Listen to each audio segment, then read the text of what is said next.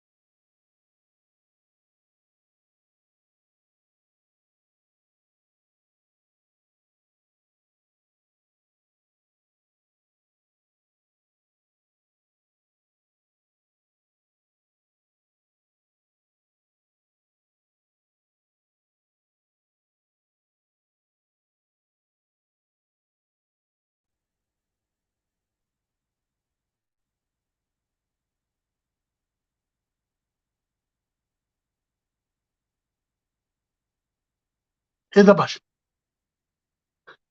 ئێوەراوە بخێر گەلی تەماشەبان و بینەرێن هێژا و گران بەهام. بینەرێن تەلڤیزیۆنا بەربان تێڤی. ئێوەراوە بخێر و خوشی بێ لە هەر دەرێکی هون لێ بن، لە هەموو عالیە کوردستانê û lê diasporayê bimîn xêr û xweşiyê de. Ez Ebdilezîz Qasim im, ez ê her êvar êvara çarşemê roja sêşemê ez ê li gel we bim ji bo pêşkêşkirina waneyên Kurdî, dersên zimanê Kurdî. Em bixwe yanî ez ê dersa ji bo zarokên Kurda em ê pêşkêş bikin ji ber ew hêviya sibaroj û paşeroja me ne. Bînerên hêja û ezîz, wek hûn dizanin yani em wekî Kurd li ser çend bingeha netewa me ava dibe. Yek ji wan bingehê serekî û me wekî miletek cuda, wekî miletek xwedî taybetmendiyên neteweyî dide diyarkirin ew jî ziman e. Zimanê Kurdî gelekî zimanek dewlemend û dêrîn e û gelekî kevna. We zimanekî gelek dewlemend û zengîn e û çend zaravê wê jî hene. Em vê bernamê ev bername bi taybetî ji bo dayîk û bavan e, ne ji bo ev bername yekemîn ew tenê ji bo dayîk û bavan e. Lê bernamên bê em ê ji bo zarokên xwe yên xweştevî, em ê waneyên Kurdî, tîpên Kurdî pêşkêş bikin, xwedina Kurdî. Ew bernamê me yê pêk were ne tenê ji ziman, ji dîroka Kurdî, ji helbesta Kurdî, ji strana Kurdî, em li ser hemû zimanê Kurdî, li ser jiyana kurdewarî em ê rawestin. Hemû ji bo em zimanê Kurdî zarokên me fêrî ziman bibin, bi taybetî ku wek em dizanin me dewletek neteweyî heta îro jî nîne li seranserî Kurdistanê. û zimanê me bûye armanca dagîrkeran ku vî zimanî qir bikin ji nav bibin.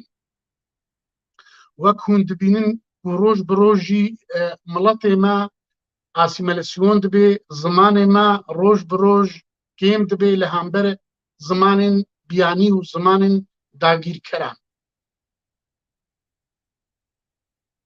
Xweşteviyên hêja, wek hûn dizanin girîngiya ziman sebaret derbarî miletekî girîngiya wê gelekî heye. Yê me pêtiviya em li zimanê xwe xweyî derkevin. Ziman ne tenê alaveke ji bo danûstandinê, ji bo têkildariyê û ji bo tirsên civakî.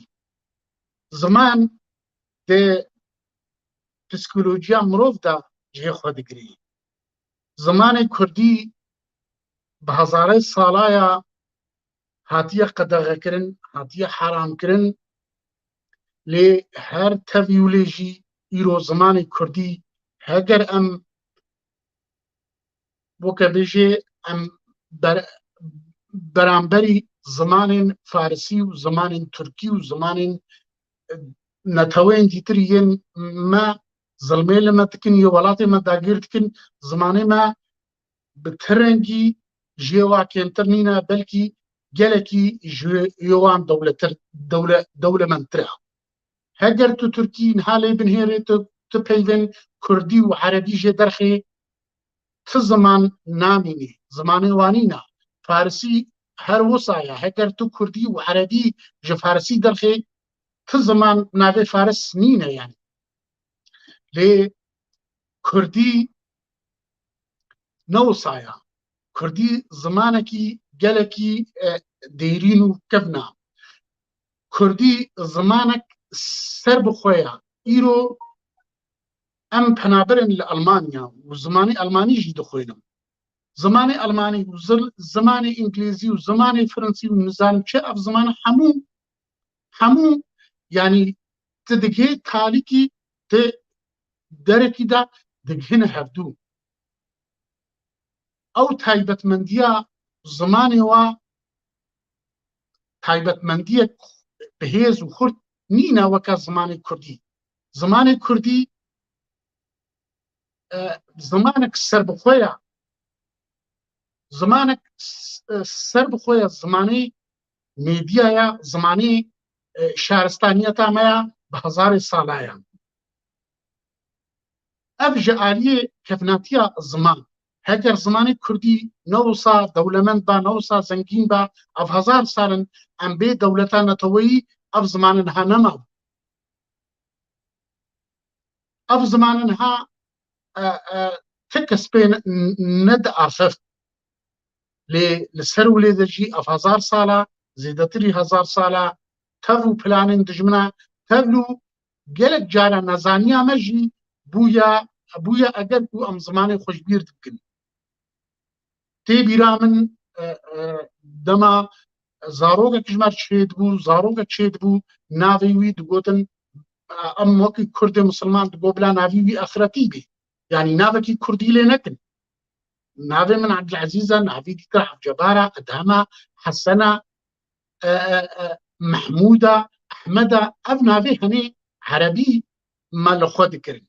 Lê me kêm navê dîtirê Kurdî me li xwe dikirin? Azad e, serbest e, Serdar e, Behmen e, Newroz e. Navên me yanî yên me li xwe nedikirin. Belkî di nav afreta de, di nav jinê de navê Nazê, navê Şîrîn, navê Gulê, navê Sosin li jinê me heta weke îro hene. Lê di nav wek bêjê Regezê Nêr de, nav zilama de gelekî yanî gelekî navê Kurdî kê min. Lê di van salê dawiyê de, di van pêncî salên dawiyê de ew hestê neteweyî bi rastî gelekî bilind bû li Kurdistanê. Kurda dest bi navê Kurdî kirin. Ew navê Kurdî jî gelekî giringiya wê heye. Ji bo nav jî mirov didê dema navê min Azad be, yekser heger ez Kurdî neştexilî bam jî xelkê dizanîbe ku ez Kurdim. Navê min Rostam be, xelkê yekser zanîbe ez Kurdim. Lê îro navê min Abdulezîz e, heger bes bi nav bê ti kes nizanê ne ez Kurdim, ne ez Tirkim, ne ez Erebim, ne ez Farisim. Wekî em dizanîn jî ne tenê navê me jî guherdina. Heta paşnavê me jî paşnavê beşek mezin yên miletê me li ser destên Tirkiye, li ser destê Atatürk hatin guhertin. Paşnavên we îro ne Kurdî ne, hemû kirine Tirkî. Paşnavên Tirkî kirine. Îro Kurdên Tirkiye, Kurdên Bakur bi paşnavên Tirkî tên nas kirin. Ev jî mixabine. Mixabine heta em bi xwe jî xwe bi wa paşnava em pesnê xwe didin. Bi بخوا نناوێ باوکالێن مەیە نەناوێ باپیرێن مەیە بەلکی ئەو ناوژی ئەو کەس نینەژی ناوێ ئەو ناوێن تورکی هێلمەکرین ئەس وەکی کوردێکی کوردستانە ڕۆژئاوا ئەم لە ژێر دەستی ڕژێما سووری بووم gelek caran bavên me dema navê keçeke xwe navê kurekî xwe bi kurdî dinivîst dêxist navekî kurdî lê dikir dêxist deysem dêxist azad dêxist şêrîn ew nav ew kesa rastî işkencê jî dihat carna dihata zîndanîkirî jî yanî ji bo navekî ewa armanca wa nasnama me ya neteweyî ji nav bibin ما هر هم زماني مجي قد غابكن لما حرام بكن وكي مقوتي امجي بنزاني بنزاني اف كردين مسلمان افيتين يعني بافو كلمة از بخوجي مسلمانم لي حجر تقرعاني بخويني چنابي تنافا آياتك القرآن ده هيك شيء نابت تنافي خلق خرابكي شاوا قبول نابي نافي كرداجي تخرابكي تبيجي حرامة تنافي خو بيخي آزاد سردار تشتك نينا ده حتى ده قرآن ده جي و بيجي ولا ملتك شيء نابي نافي زاروك خوا نافي كشين خوا بزمان خوا دلخن لێ ئەv نەزانیە هەنێ بوو ئەو ژی bi destê dijmin ew dixist di nav me de gelî bînerên hêja weke me gotî îro ev wana me îro ne wane ye îro em ê li ser ziman balxivin hêviyek me heye ye wek bêjê di bernamên bê de em ê waneyên Kurdî em ê dersê Kurdî pêşkêş bikin tîpên Kurdî em ê pêşkêş bikin hêviya me ew e dayîk û bav zarokê xwe fêrî Kurdî bikin dayîk û ew çawa em li ser lorîkê dayîkê xwe em xweyî bûne heta niha dema em dergûşê de wek bijin landik an dergûş nizanim hûn çi dibêjin îro em li ser wa lorîka em xweyî bûne li ser dengê dayîkê xwe dema dilorandin zimanê Kurdî ketiye di guhê me de gelek cara dema em musîqa Kurdî guhdar dikin ew musîqa resen xewa me beretî gelekî me şîrîne gelek cara jî heger êş û nexweşîke meho hebe heger psîkolojiya meho nebaşe tedît medarî stranekî kir ew stran wek lorîka dayîkê kete guhê me de em piştî bîstekî sağ û selamet dibin zêdetirî wilê jî zimanê Kurdî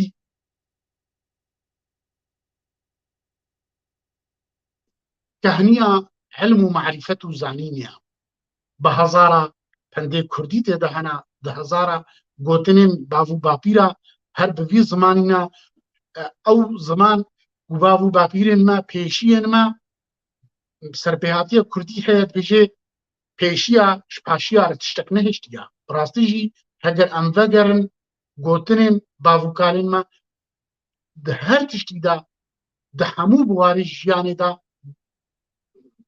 meselet û metelokê Kurda hene wekû ew jî gelekî rastin ji ezmûnek dirêj ji tecrîbeyekî hatine ne ji valeyîkî ew pendên Kurdî û bi hezara hene serpêhatiyên Kurdî ew çîrokên hinga em zarok televîzyon neyî internet neyî li ber bijî elektrîk jî nebû li ber lempa li ber çira dayîk û bavê me ji me re şevê dirêj digotin ew hemû ew çîrokên li ser cor be cor bûn li ser jiyana giyanewere jiyana ajela hebûn li ser jiyana mirov hebûn ew hemû jî hilm û zanist bû ew hemû دیالۆگ هەموو تێدا gelek jê babetên diyalogê bûn got û bêşkirinî bûn çawa tu biaxivî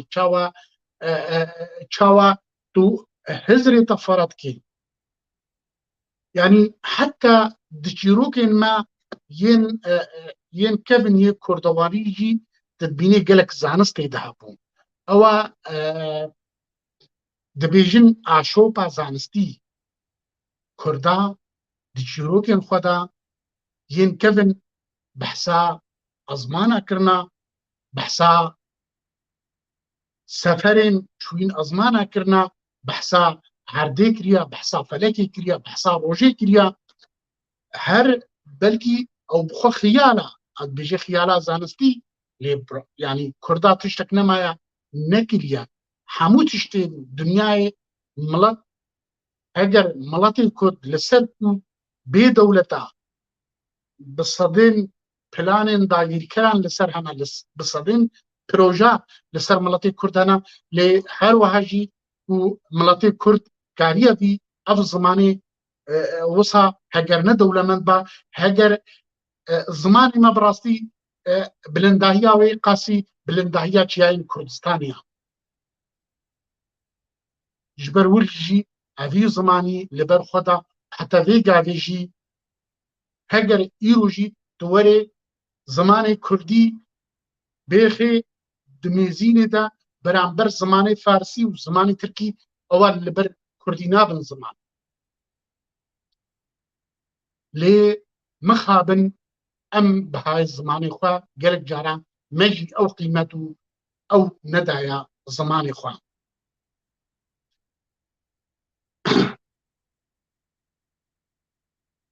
weke dîtir em ke zimanê me li ser çend devoka li ser çend zarava belava belkî zaravên serekî heta 5 zaravên serekî 6 zaravên meyên serekî hene lê hemû jî ji hevdû fêhm dikin em ji hemû tê dikin kurdekî kurmancî kurdekî kurmanc kurmancê bakur bê wek bêje di demjimêra da di kêlîka da dikarê ji kurdekî soranî fêhm bike tê bike dikarê ji kurdekî kermenşahî kelhorî tê bige kurdekî lorî tê bige ewa zimanê Kurdî yek e heta lêvkirina wê jî ew cudahiyê mezin nîne wekî me got ez dixwazim hûn ji kerema xwe ew nexşeyê Kurdistanê bîne wê li ser zimanê Kurdî em dixwazin li ser wê çawa zimanê Kurdî belava li ser wa zarava ev zerê tarî ew kurmancî ye tu dibînî Kurdistana Bakur Kurdistana Rojavayê Kurdistanê Bakurê Kurdistanê Kurdistana Qafqasya Kurdistana Sor Kurdên Ermenistanê Kurdên Rojhilatê Kurdistanê devera Ormiyê û ew bi vî kurmancî diaxivin zazakî ew bi rengê pembehî ye ew li Bakurê Kurdistanê wê li baniya heger hûn bibînin ez ê ji nawa ewa ez nizanim ev dere zazakî ye zazakî gelekî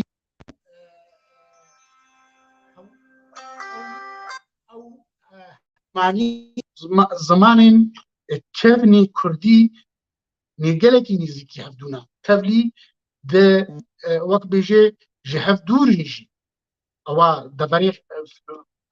deverê xaniqîne û dêrsim ji hev gelekî dûrî jî lê mo dibînî ku zimanê wa gelekî digihê hevdû lorî nêzîkî Kendavê ye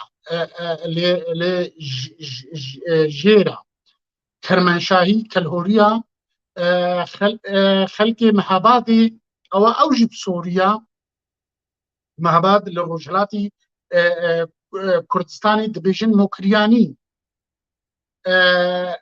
سوراني دبرا سليماني هوليرا پایتخت كردستاني وكركوك عدل كردستاني بسورانية يعني برانيا كردا بكرمانجي دا آخذن كرمانجي أوجي بلكي يك ديالكتا لجاناجي جداهين هنا دنابرا وقت بيجي أوجي كرمانجي لسر دو بشي گرنگ و سرکی تی جدا کرن بهدینانی و بوتانی او هند جوازی گلکی هندک دنافدرا واده هیا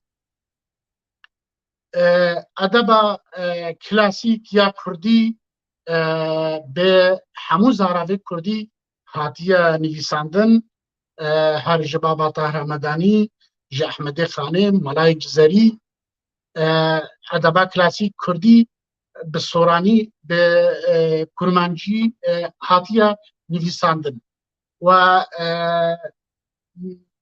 رولا د صدا بوری دا د سالا بوری دا يعني كردن سوفيتا بري كردن قفقاسيا ين كردستان صور كشتي هرفاننا كردستان صور وبلابونا ولسر ولاتن آسيا نابينو لسر قفقاسيا لسر دولتين قفقاسيا رولك وايا مزن هبو جبو پاراستنا زمان كردي جبو بتايبتي جبو حمو كردولوجيا او زمان كردي لسر دستيوا يلكي ساعتا خوش ين ماين ساغ خدي عمري وادريش كي وخدي جيانك بختور بديوا ويجوين رحمتي البردلوفانيا خدي جهوا بخي بهشت لي براستيجي كردن سوفيتا بري رولك و دحمو ادبيات كردي دا زمان دا دستراني دا دفلكلوري كردي دا موسيقى كردي دا رولك وايا برچاو هبو دروجنامه گیریا کردی دا رولک خوا گلکی مزن لهیستاندن جبو پاراستنا زمان و ادبیات کردی و امهیدینا او هشتا بردوام بی و کردن ما هر او کهنیا جي او آواز زلال دهات تجاري نشكي وهر آواوي وكي فوراتو ودجلا بردمان بي ام هاتن لسر زاراوي كردي يمن از بري دمكي چوم ولاتي نرويج لسر چند دورگها يعني وقت بيجين جزيرة بلاغة بزيدتري ولاتك بچوكا بلكي خلكيوي 5 مليون مروفن وأف نزيكي صد صالة دولتها لي جي دورگهكي حتى دورگهكي جي جزيركي حتى جزيركي زماني وقالكي جي جيواز بو وقالكي جواجي جي هفدوتي ندقها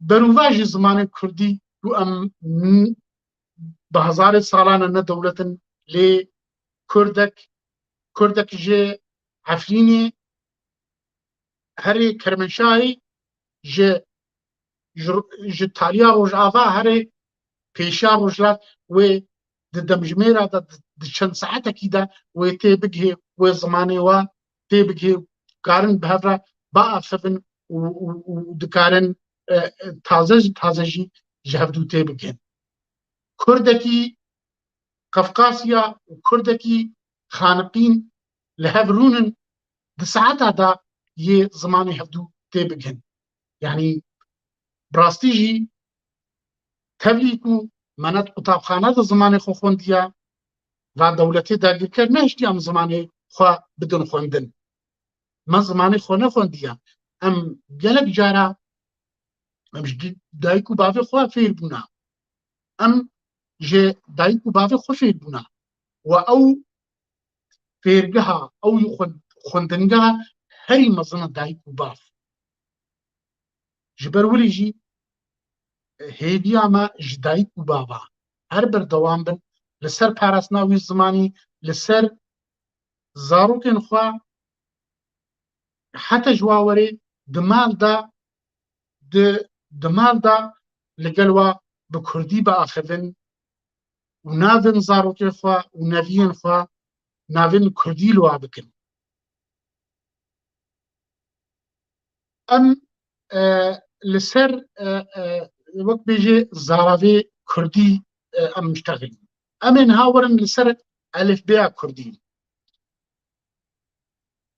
elifbeya kurdî weke her zimanekî yanî dîroka me hatiye wêrankirin tiştên me yê taybet bi me ereba dizîne êxineyê xwe firsê dizîne kirineyê xwe tirka dizîne kirineyê xwe heta zanevanên me heger tu werî dîrokê de gelek zanevanên Kurdin û bi xwe eslê xwe Kurdin îro dibêjin evê hene Tirk e evê hene Ereb e evê hene Farsî ye lê tu werê ew zanevan bi eslê xwe Kurd e dihê helbestvan û edebnasên herî mezin îro di Misrê de li Şamê de wekî ez têkildarî edebiyatê Erebî eslê we Kurdin gelek ekterên we dengbêjên we ev zanayên we yên di aliyê ziman de di aliyê ol de di aliyê dîrokê de heger tu binêrî û nijad bi nijad xwe Kurdin lê dibêjin îro dibêjin ne Kurdin gotinek heye li ser Salahdînê Eyyûbî Ereba heta demek nêzik jî digot Ereb e ne digotin Kurd e yanî inkar dikirin ew serkirdeyê herî mezin dîrokê de û nasnamayî Kurd e vê cihê çawa werin li ser stranbêjekî li ser edîbekî li ser nivîskarekî bêjin wela ev Kurd e mîrê helbesta Erebî û navî Ehmed Şewqî ye bi regeza xwe Kurd e Ehmed Elaqad bi Erebî dinivîsê her edîbekî navdar e di nav Ereba de eslê wî Kurd e û diha wek wî em dîroka kevin naçin em behsa Ibn el-Esîr û wayî dîtin nakin yanî ew zanevanê herî mezin di cîhanê de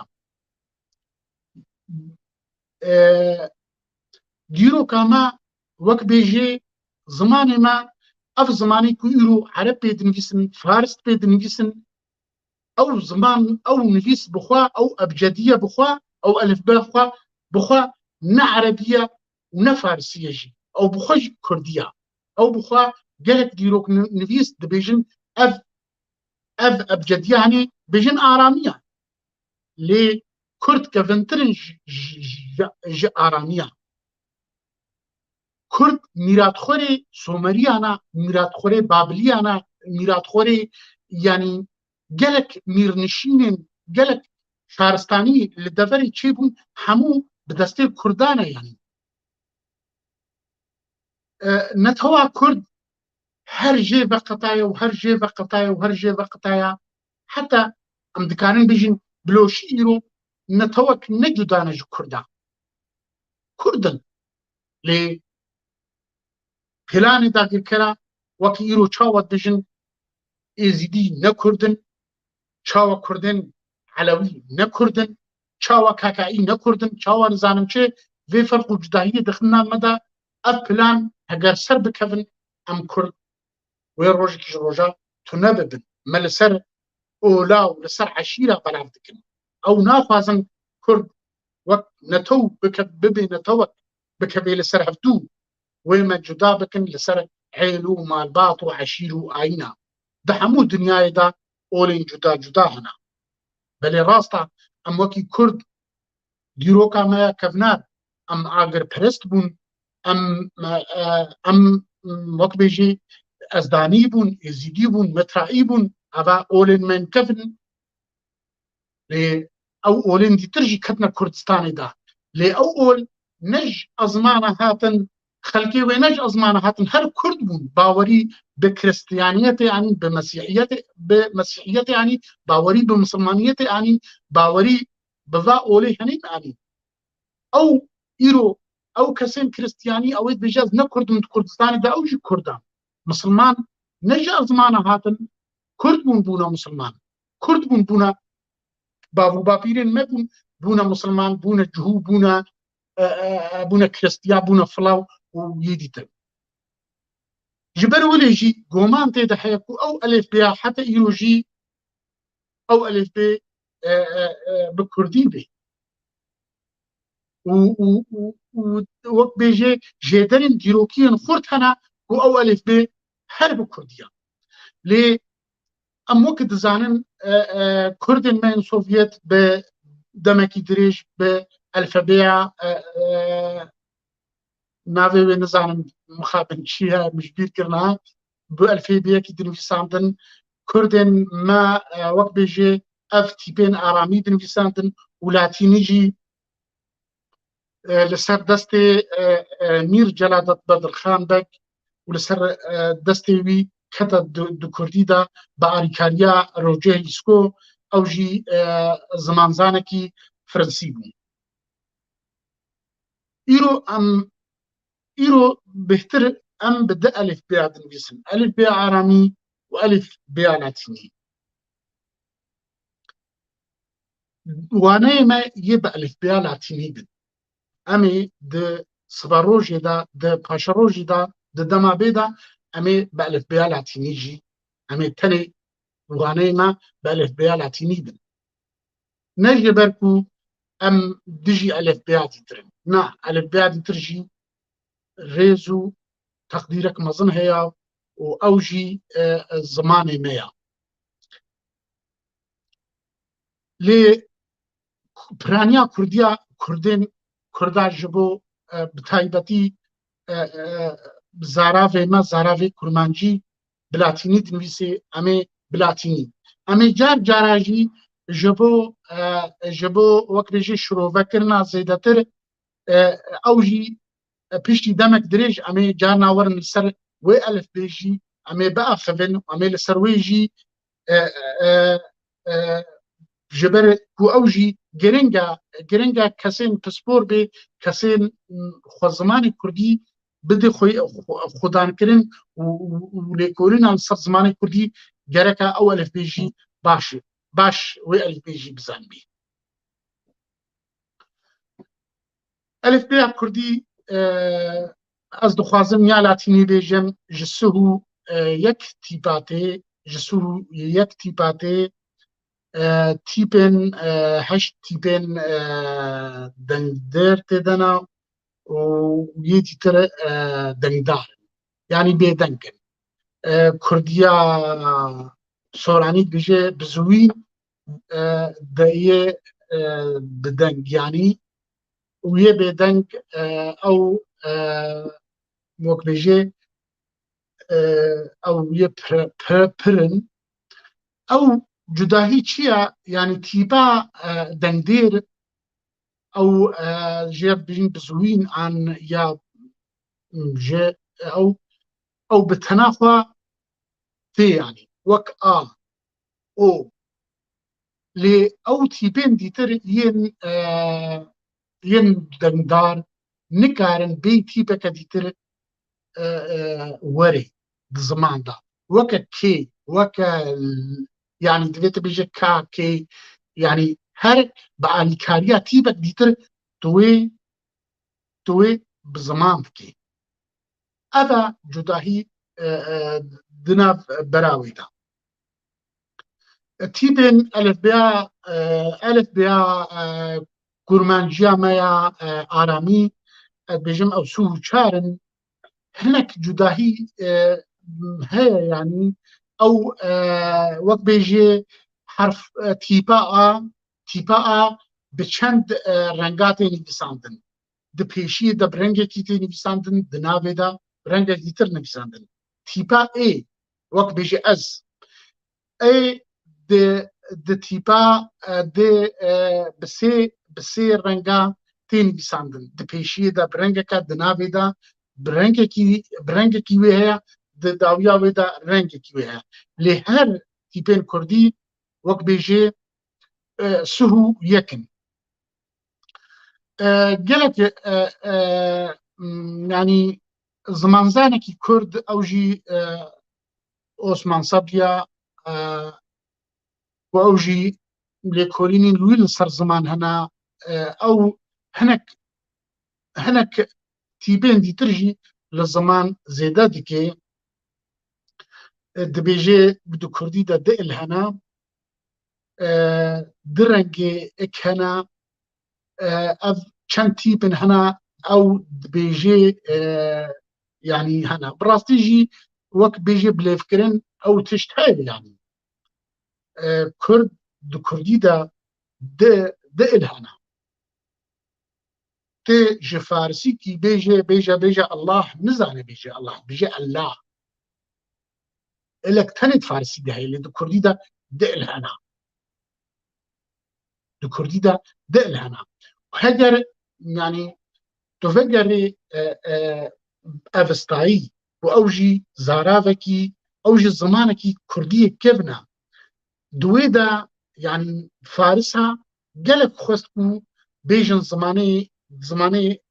zimanê evistayî Farsî ye lê ti belge neketin destê wan de di evistayî de jî di il hene di evistayî de vê heye tîpa vê heye tîpa vê di Farsî de nîne di Kurdî de vê heye rast e di Kurdî de gelek cara tîpin ji hê tîpa digirin di zaravên Kurdî de vê wê bê ji hê hevdû digirin mesela hinek bêjin av hinek bêjin av Kurdên Mensûra bêjin av Kurdên Kirmanşahê bêjin av yani bê jî ji hê vê digirê di Kurdî de em dibêjin ji bo bihrê em bêjin derya Kurdên Kermenşahê bêjin deryab an deryav bixwe belkî awa rastir bê ew derav e deryav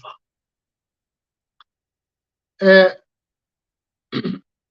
di Kurdî de di navbera zarava de gelek cara tîpek tê guhertin yan tîpek tê mirandin weke me got em kurmancî em bêjin derya soran dibêjin derya lê Kurdên Kermenşahê bêjin deryav me vê an deryav me vê di taliya wê de me mirandiye her wiha gelek tîpên dîtir wekî dê tîpa dê jî gelek cara dibe tê dibe dê ew jî derna de dimirê em bêjin zer rengê zer e Kurdên Sorat bêjin zerd em bêjin mirin ew dûr ji vadira ew bêjin mirdin yani tîpa dê belkî di kurmancî de tê mirandin tîpa ya hey di gelekî de di gelek cara de em Kurd wê dimirênin hinek bêjin sohor em bêjin sor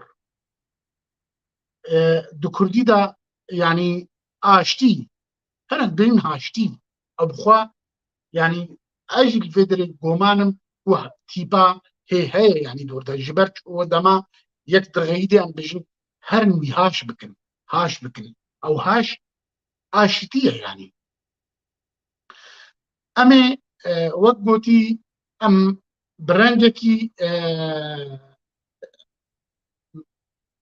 rengekî kurtayî em li ser zimanê Kurdî ji bo girîngiya wê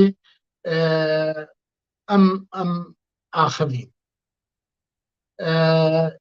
زمانی کوردی ji bo mirovê Kurd gelekî giringiyavî heye.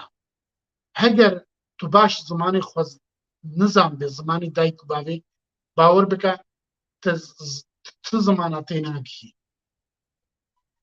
Weke me gotî ew ziman ne tenê çend tîp in, zimanê Kurdî ne tenê sih û yek tîp in an sih û çar tîp in. Zimanê Kurdî di dilê miho de, di mejiyê miho de ya, di xewna miho de ya.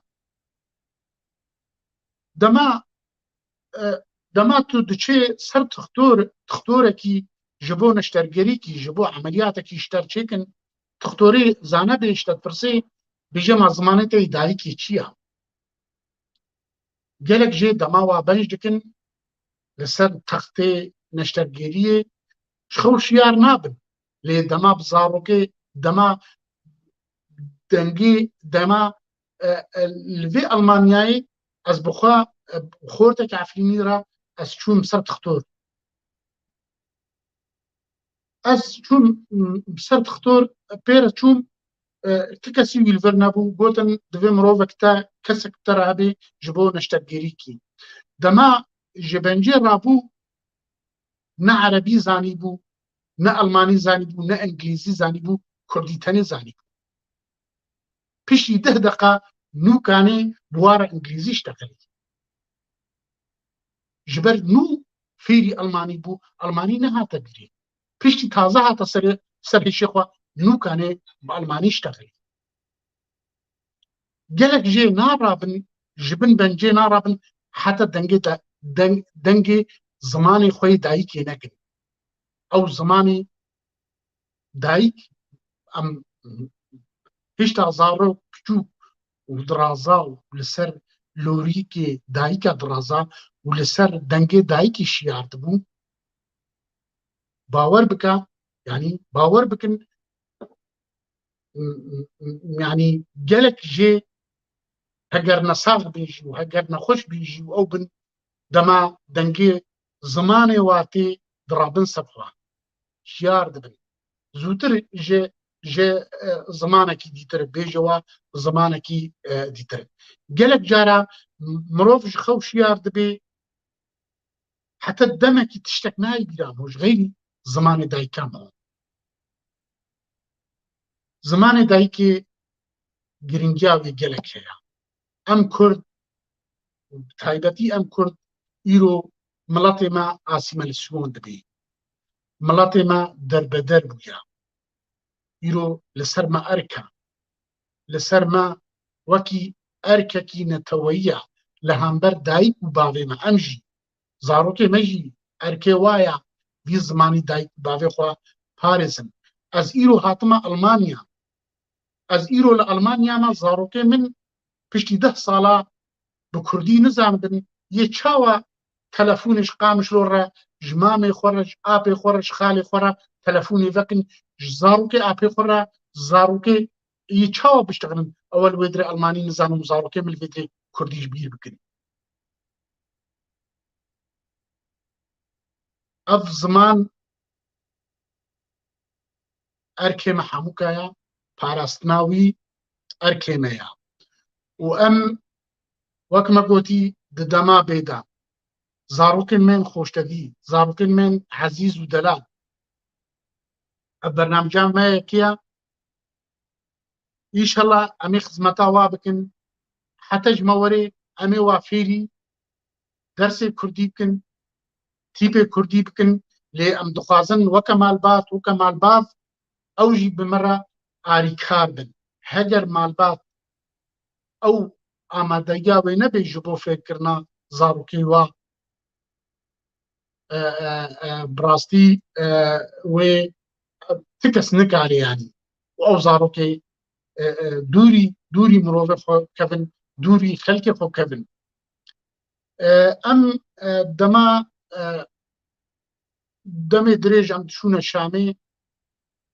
Şam ji beriya 100 salî 40 salî Kurdên kevin lê hebûn digotin Eyyûbî. Gelek jara yanî کورد وێت حالیە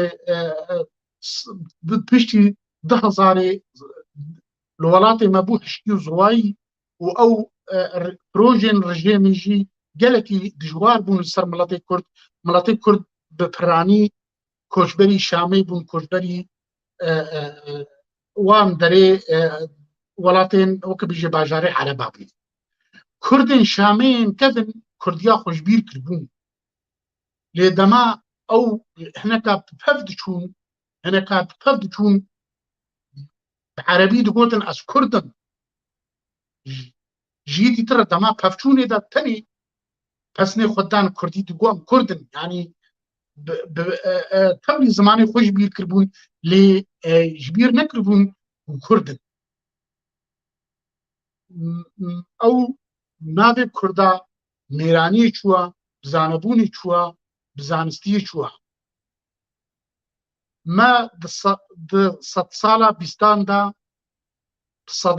dihê şoreşa di Kurdistanê de rabûn ji bo azadiyê û ji bo rizgariya Kurd û Kurdistanê.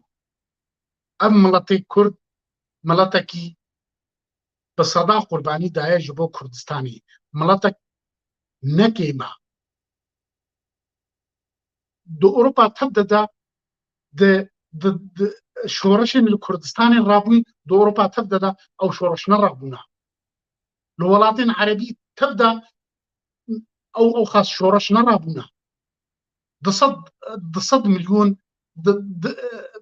sed milyon Ereb hene ew xas şoreş Ereba nekire ji bo rizgariya xwe.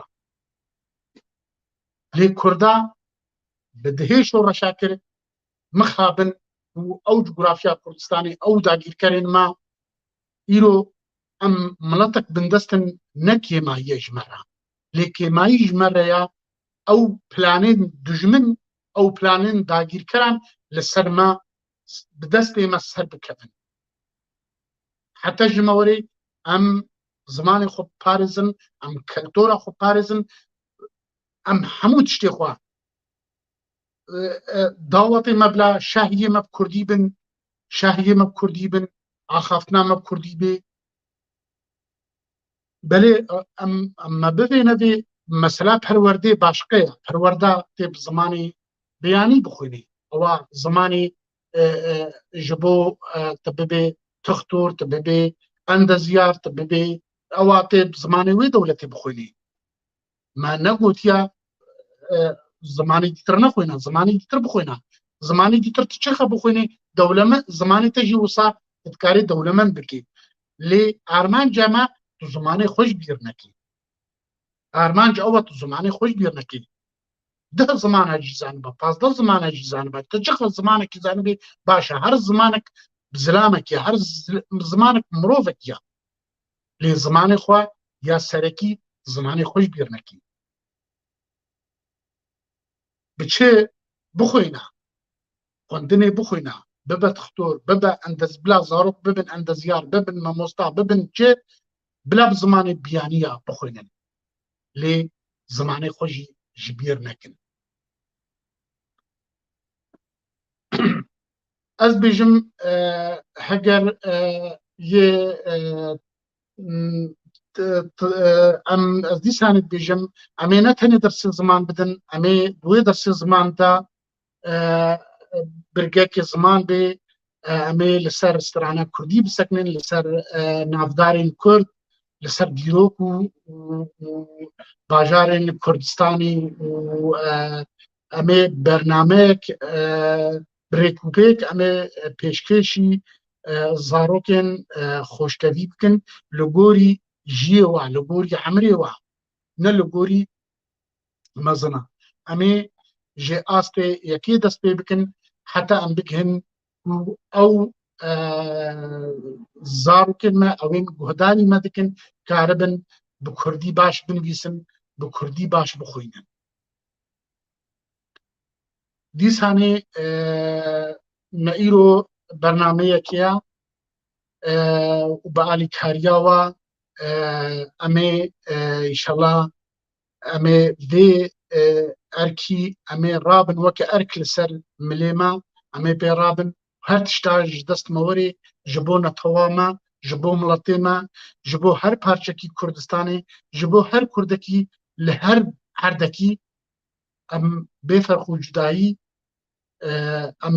em ê xizmetê bikin. û ew xizmet wek me gotî erkekî neteweyî ya ji beriya her tiştî. Miletê me bi rastî gelek zehmetî dîtiya. Belkî di dîrokê de ti mileta wek miletê Kurd heta di zanebûnê de xizmet negihandiye mirovatiyê. Li ber çavê me bû duhî bû heger ne pêşmerga û ne Kurda ne miletê Kurd rê li Daeş girtiban, Daeşê gihabe heta Ewropa. Lê mixabin vê cîhanê em bi çi xelat kirin? Efrîn dagîr kirin, Kerkûk dagîr kirin, Serêkaniyê dagîr kirin. Em xelata me bi dagîrkirina Kurdistanê bû. Miletê Kurd heger dirêjayiya dîrokî ji timêzinê gelek xizmeta mirovatiyê kiriya. Gelek xizmeta insaniyetê kiriya. Li her cihekî Kurd lêbin, Kurda kariye xizmetê ji bo wê dewletê û ji bo wî miletî bikî. Lê cîhan bi tev de jî bi rastî li hemberî miletê Kurd nankor e. Bê heta em dikarin bêjin bêwijdaniya. Referanduma Kurdistanê çêbû, dewletên dunyayê hemû li dijî miletê Kurd sekinî. Ew referanduma 93 ji sedî denganî li ti welata wisa çênebûwa. Yê me em ê di bernameyê xwe de xwe dûrî ol û siyasetê bikin, em ê tenê ji bo zarokên Kurda, ji bo zarokên me bi Kurdî armanca me, ewa ku zimanê me ne jî bîrkirin, em rê heta ji me werê em rê li ber asimilasyon, li ber asimilasyona miletê Kurd bigirin, em rê li ber plan û planên dijmina em bigirin. Zimanê Kurdî xizîneyeke, gencîne, mezin e ji zanist û ilm û marîfetê. Em hêvî dikin ev ziman bimîne. Em ji wêrankirinê û ji diziya dijmina we vî zimanî biparêzin. Em ne tenê ziman, em hemû hîmayên xwe yên netewî, keltorê xwe, em erf û adat û hemû tiştê xwe em biparêzin. Ne şerme mirov netewperest bê. Nexwasim miletek weke miletê Kurd ez bînim wekî Kurdek ez xwe netewperest bînim û ez serbilind im bi vê yekê. Ez ne Englîzî me, ez ne bi Englîz sedê salaya dewleta we heye. Amerîka mezintirîn dewlet e. Heger ew belkî netewperestî ji we re şerm bê, lê ji me re şanazî û serbilindî ye. Netewperestî, netewbûn hemû hîmayên netewî, hemû sombilên netewî, hemû nirx û bihayên netewa miletê Kurd li cem mirov pîroz e. Zazakî zimanê min e, kelhorî zimanê min e, soranî soraniya min e, kurmancî kurmanciya min e. Ev hemû kehniyên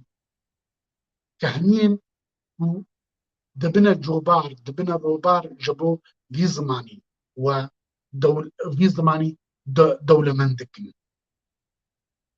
Gelek hene, gelek dewlet jî hene îro li Efrîqiya ku zimanê we nî, zimanê nikarin bi zimanê xwe pêş nekirine. Îro gelek dewlet hene li Efrîqiya Fransî hevre daxivin. Zimanê we nîne. Zimanê xwe winda kirine. Zimanê me kêrî her demîtê از دخوازم ایرو هلبستک یا مخابن بتیبه وقت بیجه آرامینه مگو اوجی تیبین کردیم شارازی بویجید کن امی لسر زمان دما بریاس 100 سالی دوی دمیدا gelek zanavanên Kurd hebûn bi Erebî din nivîsandin.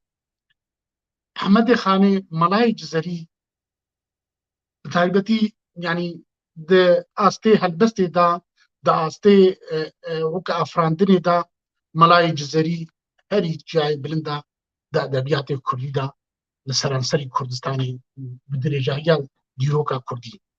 Lê Hemedê Xanê jî ew jî rolek wî mezin heye di mesela neteweyî da yani helbestên wî di aliyên yekîtiya miletê Kurd da li ser giringiya yekîtiya miletê Kurd û her wiha li ser bi taybetî li ser giringiya zimanê Kurdî axiftiye. Em ê li ser helbesta wî dibêje Xanê ji bo çê memûzîn nivîsiye. Bêje Xanê ji kemal bê kemalî meydana kemalî dîtxalî. Ev di helbestekî de dibêje yanî Xanê ji bo zimanê Kurdî ji bo yanî ev helbestan ev dîwana memûzîn ev helbest nivîsîne. Bêje da xelk nebêjin ku ekrar bê marîfetin bê esl û binyat. Enwa milel xudan kitêbin kurmanc tenê dibê hesêbin. Kurmanc ne pir dibê kemalin ema diyetîm û bêmecalin. Fe cumle ne cahil û nezanin belkî sefîl û bêxudanin. Gerdê hebûa me jî xudanek alî keremek letîfdanek علم و هنر و kemal û izhan şe'r û xezel û kitab û dîwan.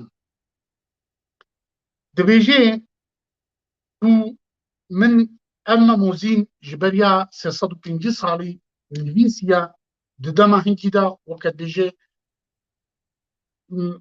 me dagîrkera navê mel me heram kirbûn.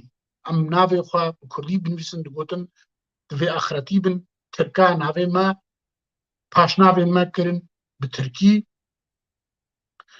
Dibêje min nivîsiye da ji bo nebêjin Kurd bê marîfetin, bê ilmin, bê zanistin, bê zimanin. Bêje em bêxudanin, bêje em bêxudanin yanî em bêkesin. Bêje heger me jî yanî heba xudanek bêje kurmancî serfa bê gomana zêr nîne bê tin spîdemana. Sifrê me soran eşkeraya zîv nîne bînin ku kêm hiyara. Neqdê me bêje kêmbihaya bê sikeyî şahê şehrewaya. Gerdê bûba bi derbê menqûş ne dima wiha bê rewac û mexşûş. Dibêje kurmancî wekî zêr e ne wekî zîv e bêjin kêm hiyara. Bêje tevlî ku zimanê Kurdî wek bi dirav wekî bi pera dibêje berê ev şahê şehrewaya ew perên û xitma weke bêje taca şaha li ser Kurd. Bêje ev zimanê me bê dewlet e bê tace jî lê her wiha jî zimanekî gelekî xurt e gelekî xurt e. Di gotineke xwe ya dîtir de bêje li ser bêje ev tifle eger nenazenîne nûbara bi min qewî şîrîn e li ser zimanê Kurdî bêje ev zimana yanî gelekî bi me şîrîn e. Bêje umêd ew e ji ehlê erfan ew dê nekirin li me çi erfan sew û xeletan nekin teeceb tewîl bikin ji bo teesib. Bêje zimanê xwe Kurdî de heger we xeletîk we şaşîtîk dît nêxin tiştek mezin اف زمانه ويا دفي هون برفاني جبر بكن نا از غلطي كي زمان دز بينم از بيجم ولا ابيفا هني زمانه كردي دا عربيه معناوي زمانه كردي بقيمتها نا جركا ام برفانيش في ملتكن اف زمانه ميا ده همو زمانه دا حتى دو زمانه عربي دا كو زمانه قرآنيا و او صدي قوتني كردي هنا صدي قوتني كردي هنا وكما قوتي فارسي هجر تلبن هيري نيفي كردية نيفي عربية هجر تو كردي وعربي جو فارسي درخوي زمانه وانينا ترك يوصل ترك نبن صد سالن زمانه خوشكنا هر جار و تجنا زمانه خوشیدت کنو و جوی زمانی جوی دزن هنری ما دزینا هنری ما هاتیه دزین هجر اینو هون الدراما وامیزنن اف فيلمين چه دكن ميرات ما دزن دبيجن عفا تركيا عرفوا عادات ما دزن دورنين الصبا نوروز يجي نوروزا ما يجي دزن بيجن اب نوروزا ما تبكو نوروز فارسا جبريا هر كسي او رنگي هاتنا خستنا بيشن فارسي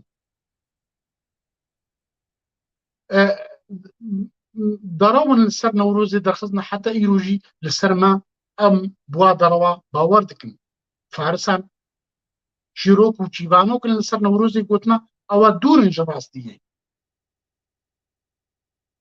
ايرو دوهيبو خورتن كردا جبو نوروزي دهاتن كشتن دقادادا نوروزا دهاتن كشتن ايرو دولتين داگیر کرد بيجن خو نوروز يا ما دور نينا اگر ام خل چارشما سور نيخن خوي يصبا بيجن چارشما سور جياميا وكي چاوا دبيجن شبايل داو نزانم چوچه ياميا فلكلوري ما ديلان ما ايرو تين دزين لسر دستي هنرمندي حربا لسر دستي مخابن كو هنرمند من كرد هنا يندنگي وا قلب خوشن كو ايرو لباكوري كردستاني بكردينا بيجن فلكلوري خود دزن وكي يك جمال اخوا تشتكي بتزي بدي مالا جيراني اخوا مخابن ترك دولتات ترك دولتين عربي داكر سوري وعراق وايران وحتى اذربيجان ودولتين حمو ين كردستاني ويران دكن دخوازن هرج كالتوري كردا بتزن بيجن اف كالتوري مايا د سازين ناف دولتي دا مهرافا دخوازن ليب ام هجبه مثل جهابن و از نزانم دما برنامجي خاصي مايا ام ديساني هيفي دكن دما بيدا ام باش لزمان خوا ام گودار بن امي جزاروكا دس بيبكن او يه گرنگا او نفشيبي او باشا روجاما او لهنگين ما ين سباروجي باشا روجي يه كو كاربن دولتا كردي آوا بكن يدكارن كو ملطي ما جوي بندستيه جوي الظلمي جوي تعداريه خلاص بكن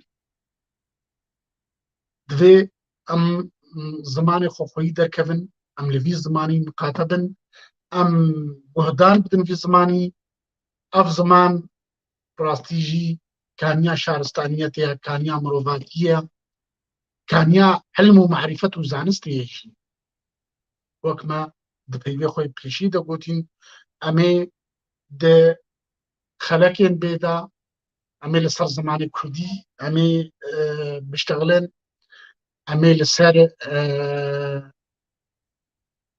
لسر چيروك و چيواني كردي امي سر واجي بسكن امي واجي بخوينن جبو زاروكان امي وی کاری بکن هێویا سەرکەفتنی ji بۆ دixwazim hêviya